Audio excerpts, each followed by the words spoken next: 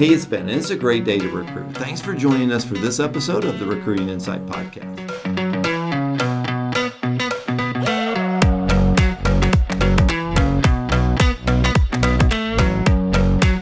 This week, we're going to be connecting with Anthony Spitaleri. Now, Anthony is the Director of Business Development for Russell Real Estate Services, which operates in Northeast Ohio in the Cleveland metro area. It is a second-generation company that's led by Jeff Russell, and they are racking up some remarkable recruiting wins. Now, Anthony has contributed to many of the recruiting wins that they've had this year, but that's not why I asked him to join us. It's something even better. Anthony has developed the ability to set recruiting appointments with the conversion rate of more than 30%. Now, this is double the rate of most of the people I coach. If this guy gets you on the phone, you're probably going to end up meeting with him. Now, in today's podcast, Anthony is going to share with us the methodology that he uses to get these kind of results. If you're a recruiter or hiring manager who wants to set more appointments, you don't want to miss this episode. Now, let's get started. And hey, Anthony, thanks for joining us today. It's really a pleasure to be able to have you on the podcast and be able to connect with you. And I know our viewers are excited to hear about this topic in particular because appointment setting is just so critical to everything that we do around recruiting. And so to be proficient in that area is just super important. So before we get started, though, I was wondering if you just tell me a little about where you work, about Russell Real Estate. Yeah. So, I've been with Russell Real Estate now for it's going on about 3.5 years now. I've been here. It's been unbelievable. It's been great. Amazing experience. My goal is to end my career with them. And I've learned a lot in the last 3.5 years of when it comes to my different positions of what I do throughout the company, especially with recruiting. And so I come from the title insurance side of things. So I've learned a lot in the last 3.5 years. So it's been great. So how big is for a lot of people don't know your company. So how big is Russell? How many agents? How many offices? We have about 600 agents that we have. We have about 11 offices. We're in the process of acquiring another office right now. It's growing as we speak. Okay, good. And how would you describe the culture of the company? It's unbelievable. It's great. Jeff Russell, Ron Russell, they've put a great family culture into the company. It's got a corporate structure but a family vibe, I call it. It's just a wonderful atmosphere to be a part of. Okay. So you mentioned, let's go into a little bit of your career. So you mentioned you started your career in the title industry. Is that correct? I did. Yes. So you tell us a little about that. How'd you get into that originally, and how did you make the transition to Russell? Yeah. So started my career over at Fidelity National Title, large underwriter here in the Cleveland market. I helped build out the commercial real estate division here in Cleveland and also on the residential side as well. So my job was just collecting title orders and bring them into to our office. And over time, Jeff and me went to high school together. So he knew what I was doing. I knew what he was doing. And as time went on, conversations started happening. Okay. I didn't know that you guys went to high school together. Yeah. There's something today. That's cool. All right. That's good stuff. So, okay. So you were pretty successful in the title world. Jeff kind of brought you into the organization here. It sounds like 3.5 years ago. Did you start in this business development role, or were you doing some other things initially? You're talking about on the title side? No, I'm talking about on the Russell side. Oh, right. Yeah. So right now I'm business development right now for the company. So there's a lot of different divisions, what they have. So we have title insurance. We have a lending component, which is called Your Home Financial. We have an insurance division as well. And then we also have a commercial division called RCA, Russell Commercial Advisory. I help in all these divisions out. And what my role basically is it could be from bringing title orders in for the title side, recruiting loan officers over for the lending side, connecting loan officers to agents. And then on the commercial side, same thing, recruiting agents, connecting them to clients, and also for the insurance as well. So just kind of connecting and building throughout the company. Yeah, no, it's a pretty unique position. I don't hear that role a lot. So you must have some specific talents that are pretty good at this to allow you to kind of weave Yeah, between these different areas and really get effective in all these things. Well, absolutely. let's drill down a little bit on recruiting then, just specifically. So you guys started working with our company in October of last year. And so far, from what my count, and we do accountability around this, you have between 30 and 40 experienced agents you guys have hired this year. So you got a good solid base. I think you're pretty much right on track for what we planned on for the year. So Yeah. that's been good. How would you say recruiting's going, or from your perspective, the recruiting culture and what you're doing there for Russell? You know what? It's interesting because 3.5 years ago, I didn't know nothing about recruiting, and I was just connecting clients and building business and trying to get title orders in that way and being more of an asset on the title insurance side. So when I came over, Jeff Russell taught me a lot and trained me a lot on it. And he said, you're already doing it, Anthony. You're setting meetings up already with attorneys, CPAs, financial advisors, developers, and whatever. Now it's a little bit different. How do you set that up and and meet with agents? So, to answer your question, what do I feel the vibe is? I think agents right now are they're taking more meetings now than I've seen so far, in my opinion, that I'm starting to see. The 3.5 years ago when I first started, I think it's because the market, what it's doing. I think it's shifted a little bit. I think it's got people thinking a lot differently. People are struggling and they're looking at different avenues, and I think that sometimes pain can be your success in a way, and I'm starting to see that right now. So how would you say? So you obviously were working in this role previously. Within the last, in the last 9 months or so, how would you say your leaders? What has changed with your leaders when it comes to recruiting, besides what you're doing? Yeah, I'm still the leaders in the company, all the team leaders in the offices.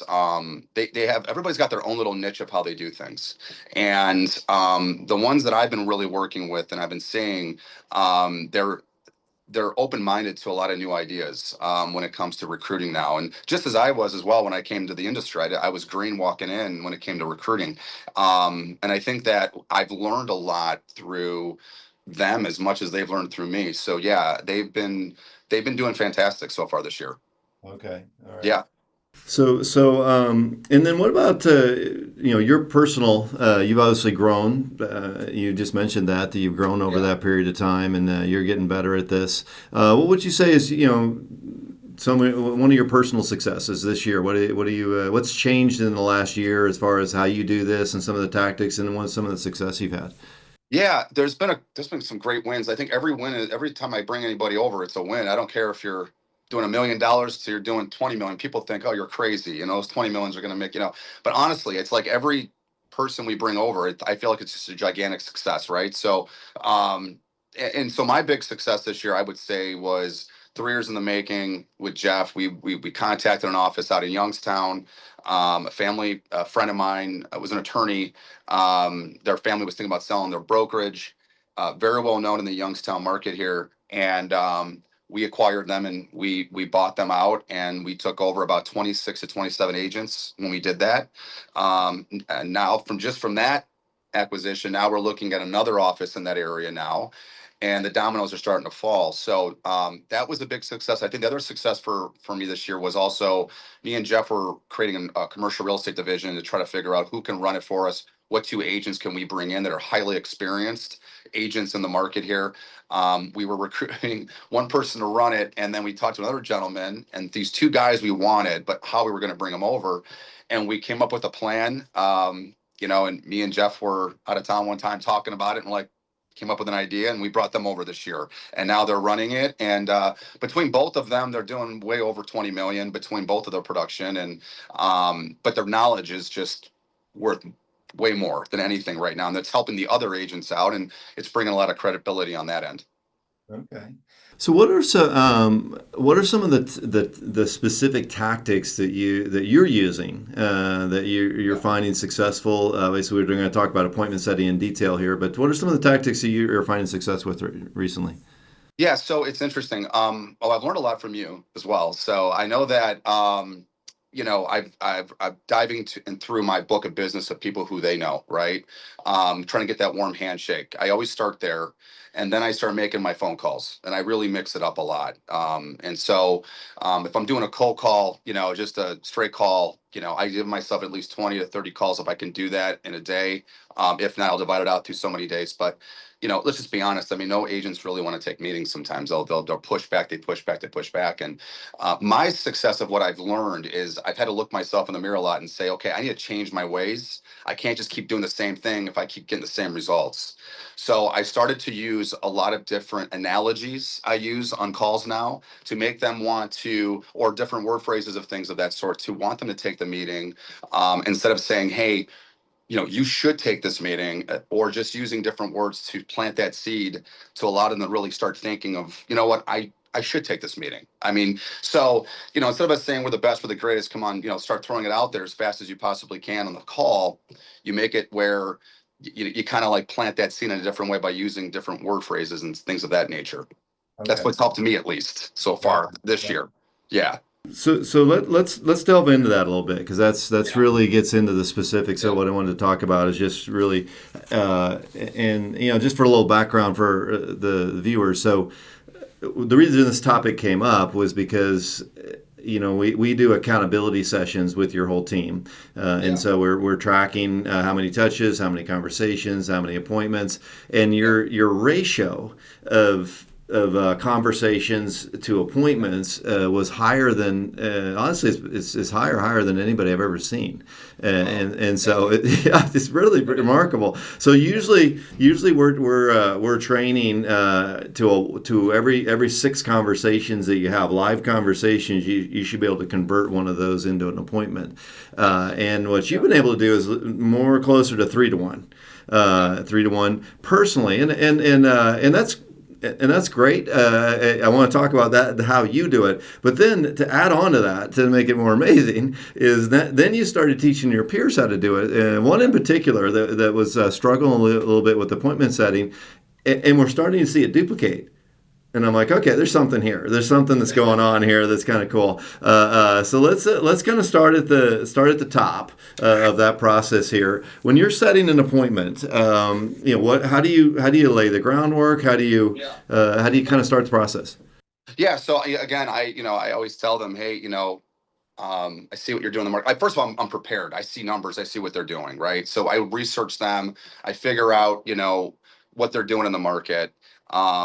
And how I kind of present it is I present it as, and this might be kind of funny when I say this though, but it's more like reverse psychology of how I do things a lot. I kind of use words of like, hey, you know what? I'm not trying to recruit you in so many ways. We don't hire everybody here at our company. I use words like that. So them starting to think, okay, this guy's coming off not trying to be pushy. He's coming off and saying, wow, he's being more selective on who he's talking to. Right. And I want them to feel more wanted in that space so that they feel that they've been selected more than just a random phone call. Right. This is a straight cold call we're talking about, right? Yeah. Let's start there, and we'll get to referrals in a minute. But so I hear you saying is that you're doing a little bit of negative selling, a little bit of hey, I'm not trying to necessarily recruit you here. I just wanted to connect with you. So how do you kind of start that first sentence or two? What are some of the lines that you use there?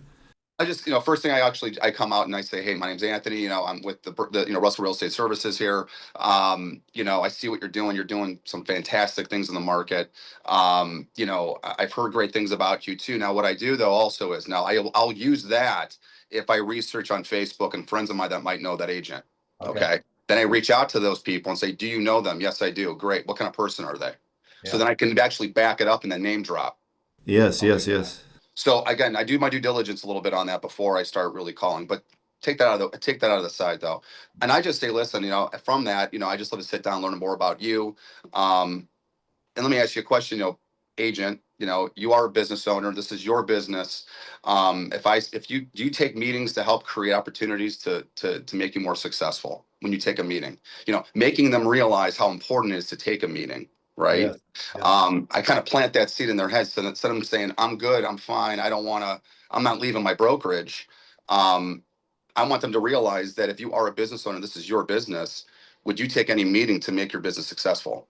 I'll start there first. And then I plant that seed, and then they'll be like, yes. Well, they say yes, then okay, well, let me ask you a question. With 45 minutes or an hour of your time, if I told you, if we sat and talked, if that could be something very successful for yourself down the road. If not, if you thought it was not worth your time at the end of our meeting, would it still hurt you afterwards? Okay. And you kind of I talk more that way, kind of like, again, I do that because I want them to realize that it's okay to take a meeting, but if the meeting didn't go great, it's okay as well. Move Right. on, right? Yeah. So I kind of use stuff like that in a sense.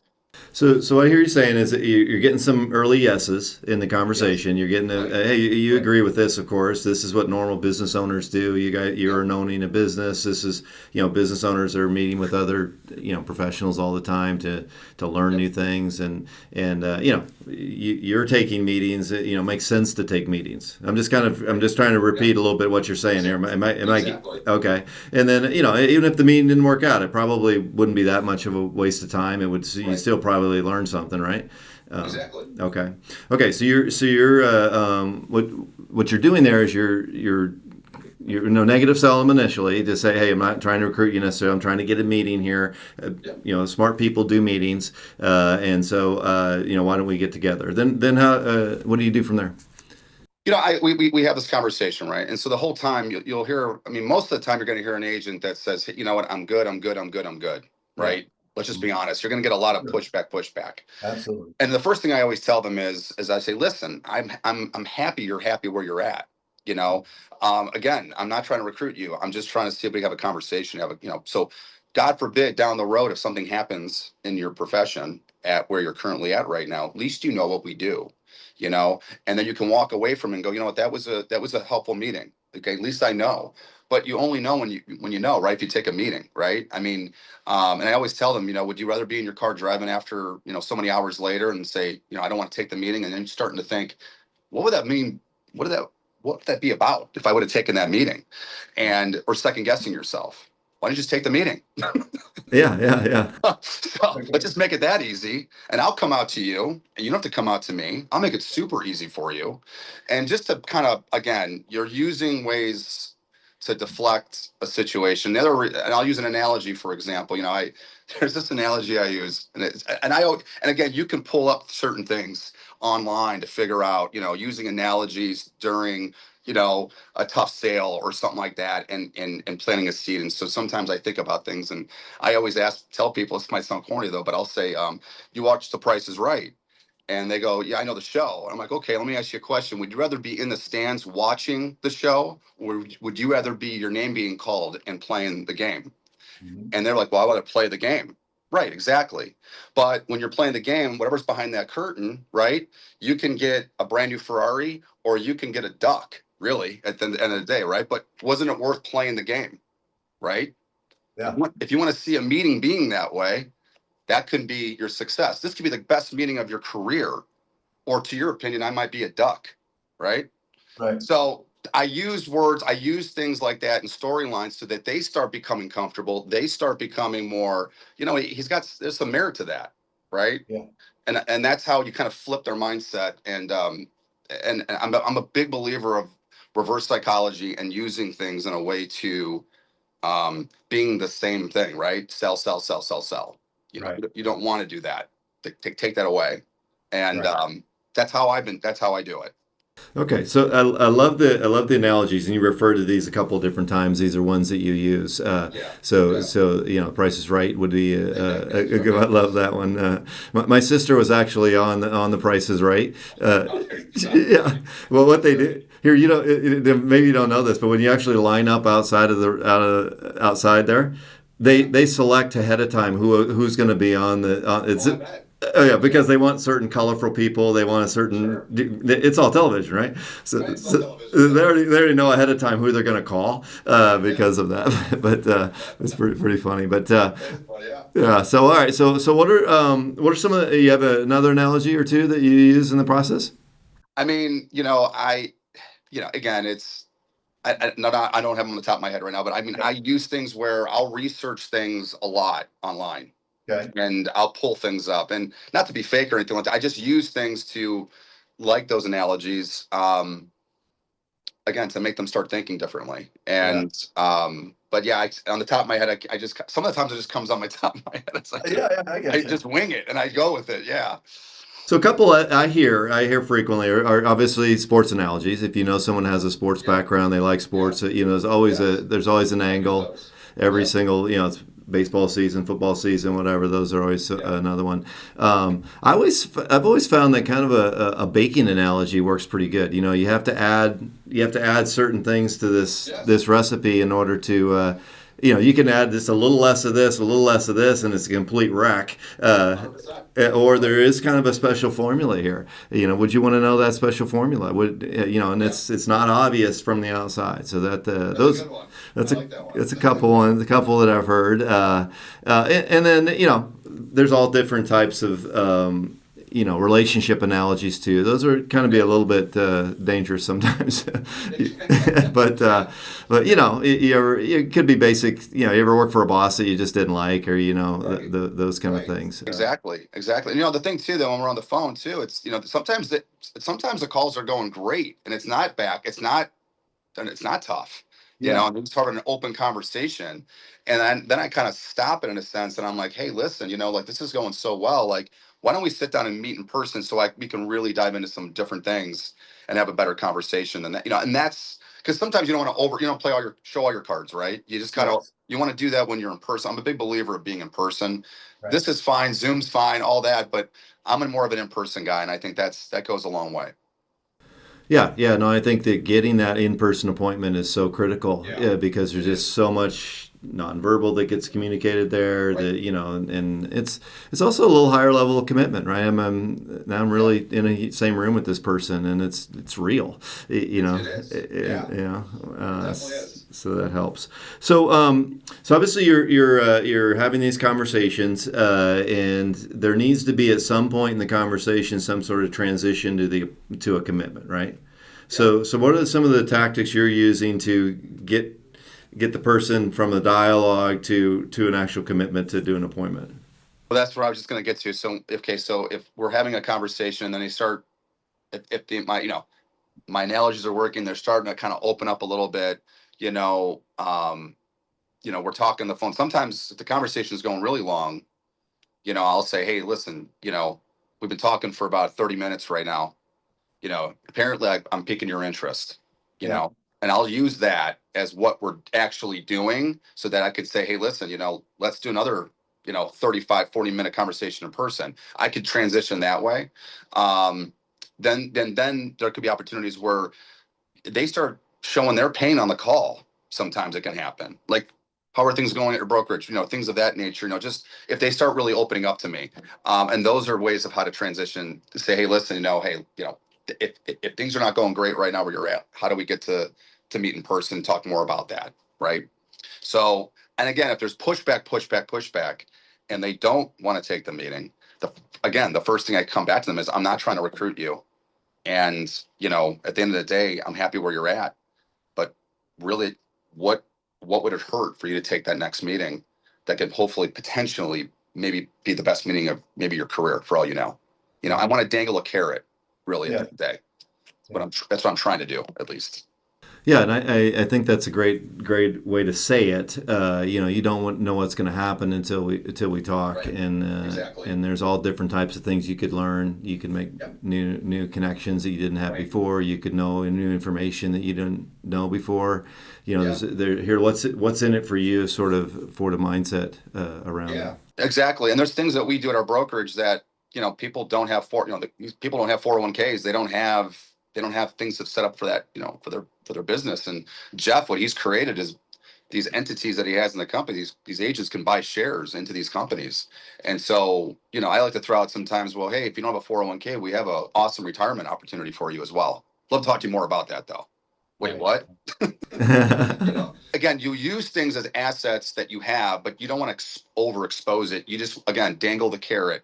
Oh, tell me more about that. Well, let's just meet. Okay, let's just sit down and get a conversation going.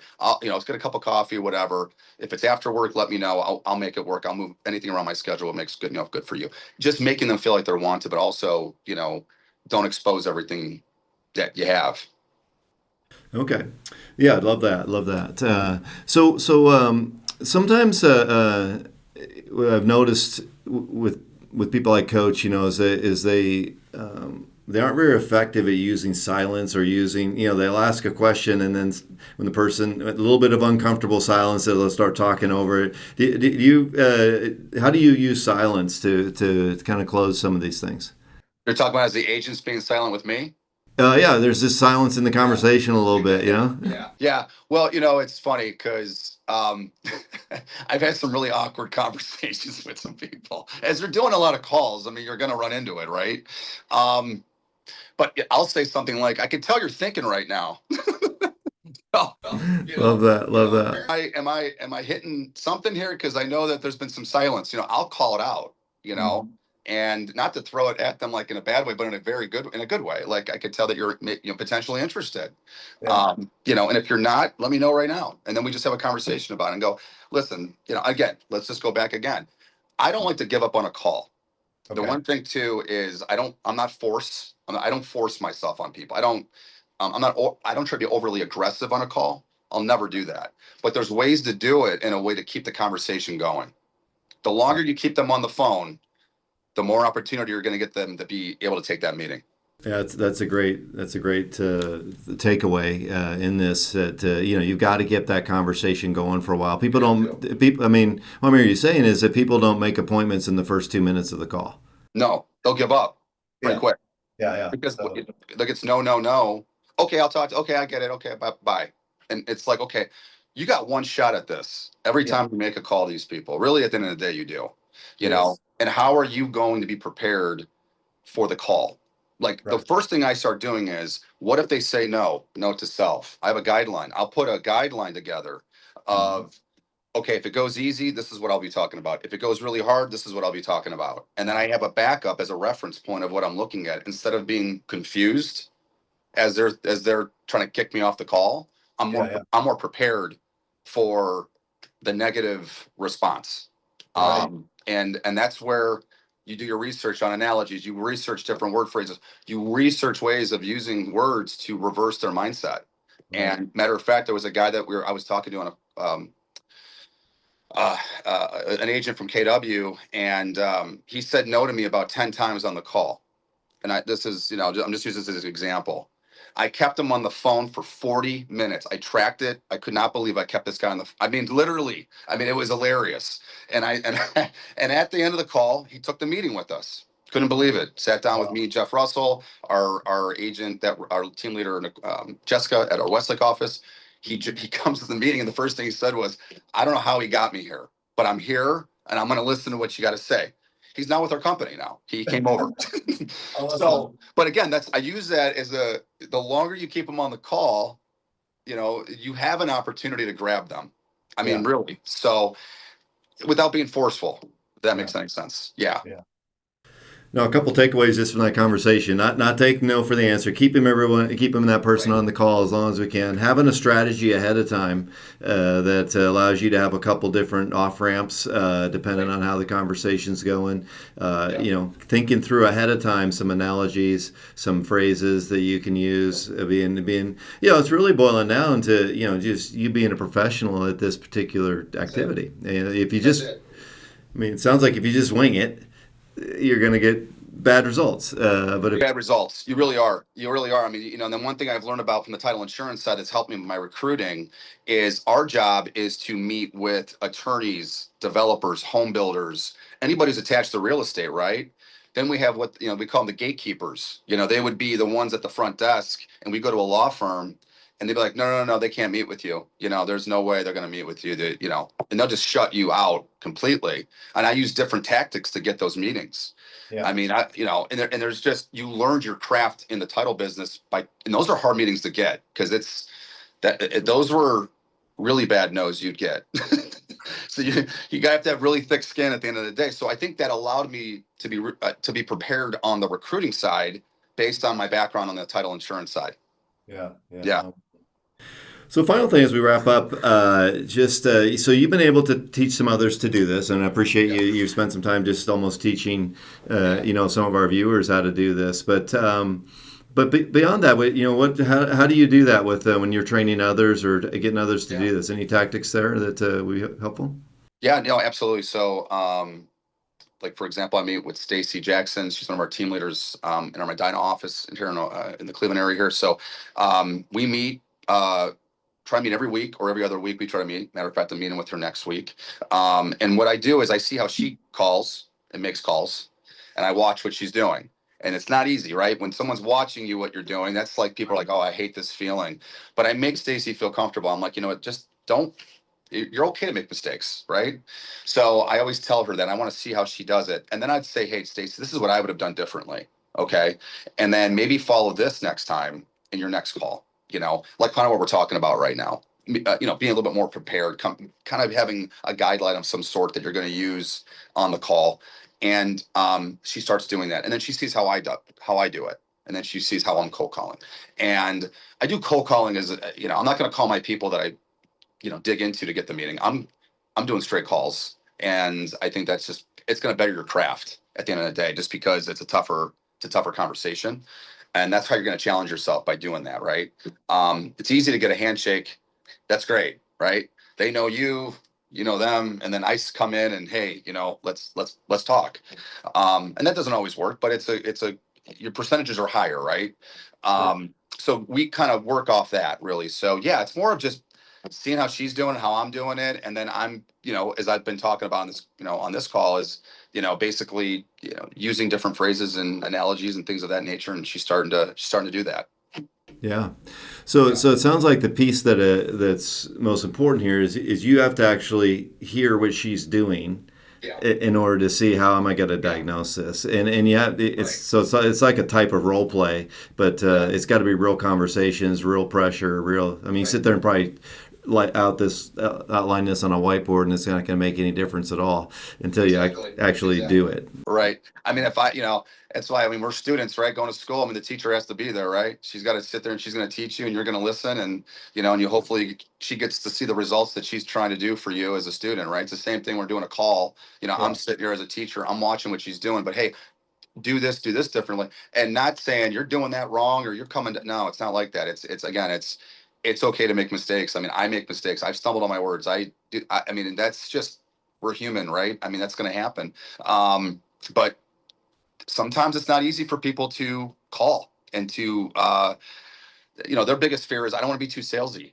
I don't want to be that person. Well, don't, just be yourself, be yourself, how you are with your friends, your family. Think of that first. Okay. Don't be nervous, be confident, have that confidence. The first thing to an agent sees on the call too, I've learned this as I'm talking. You have to be here.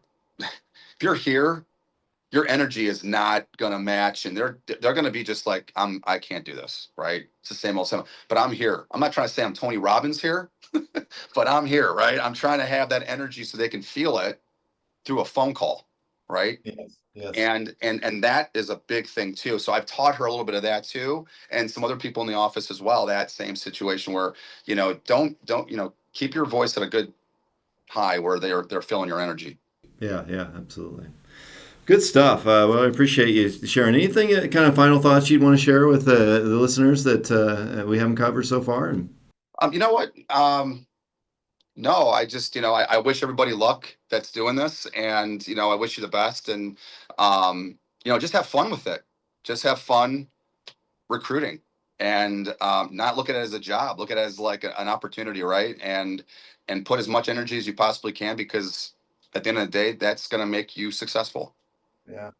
Well, that's people. So many people I talk to just see recruiting as drudgery.